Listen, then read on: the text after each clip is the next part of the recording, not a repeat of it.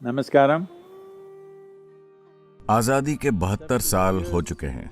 After independence, this great civilization इस महान सभ्यता ने कई हमलों और कब्जों की टीस झेली है। बहुत सारे संघर्ष और बलिदान के बाद 72 साल पहले हमें आजादी मिली। इन 72 सालों में कई महत्वपूर्ण चीजें की गई हैं, लेकिन अभी भी हमारे देश में ऐसी कई चीजें हैं जिन्हें ठीक किए जाने की जरूरत है। हमारी स्पेस रिसर्च संस्थानों ने जबरदस्त काम किए हैं। हमारी व्यापारिक संस्थानों ने अनूठे काम किए हैं। हमारे शिक्षा संस्थानों का विकास हुआ है। बुनियादी ढांचों का विकास हुआ है।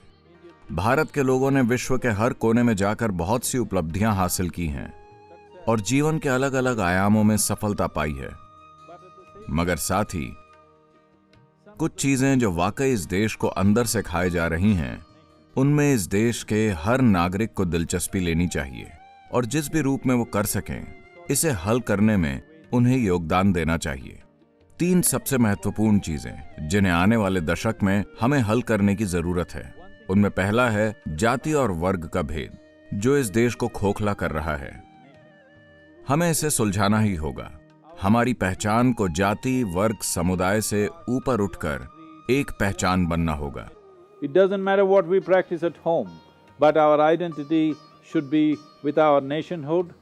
घर पर चाहे हम जो भी करें, मगर हमारी पहचान हमारी राष्ट्रीयता से होनी चाहिए। ये हमारे लिए एक सफल राष्ट्र के तौर पर आगे बढ़ने के लिए बहुत जरूरी है। जब मैं सफल राष्ट्र कहता हूं, तो मैं उन आधे अरब लोगों की बात करता हूं जो युवा हैं। हम दुनिया के सबसे युवा देश हैं। अगर इस युवा वर्ग को अपने लिए एक जीवन तलाशना है, देश में कोई अंतर लाना है और दुनिया की खुशहाली में एक उल्लेखनीय योगदान करना है, तो सबसे महत्वपूर्ण चीज ये है कि हम अपने मतों, जातियों और वर्गों जैसी छोटी छोटी पहचानों से परे एक राष्ट्र के रूप में आपस में खुद को बांधें। अगर ये एक चीज हम करें और अपने युवा वर्ग को उत्साह और फोकस की स्थिति में ले आएं, तो हम इस देश में चमत्कार कर सकते हैं। आबादी के आंकड़ों के हिसाब से अभी हम फायदे की स्थिति में हैं और ये स्थिति ज्यादा से ज्यादा अगले 10 से 20 सालों तक बनी रहेगी।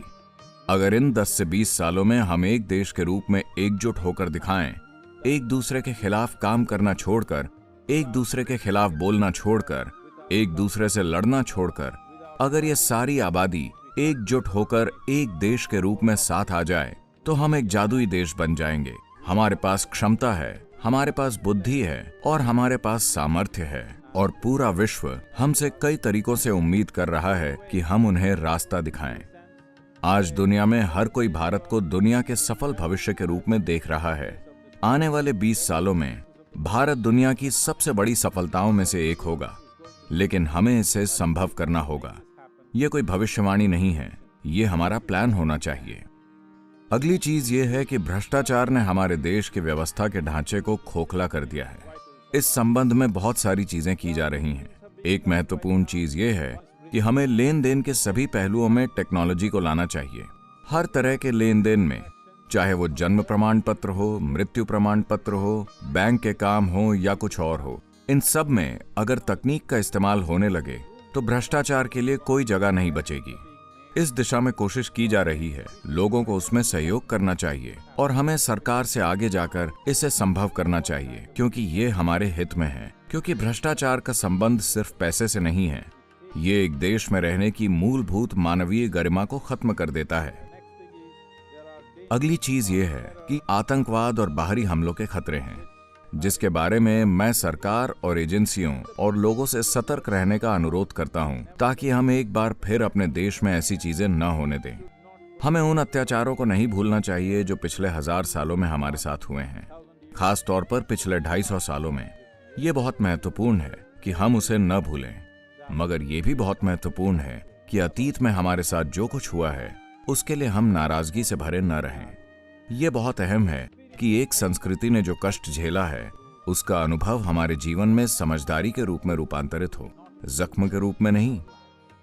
अगर कोई चीज दर्द देती है, तो या तो हम समझदार बन सकते हैं या जख्मी हो सकते हैं। हमें समझदार बनना होगा और ये पक्का करना होगा कि ये अनुभव हमें एक ऐसा देश और विश्व बनाने के लिए तैयार करते हैं जो आने वाली पीढ़ियों के रहने लायक होगा।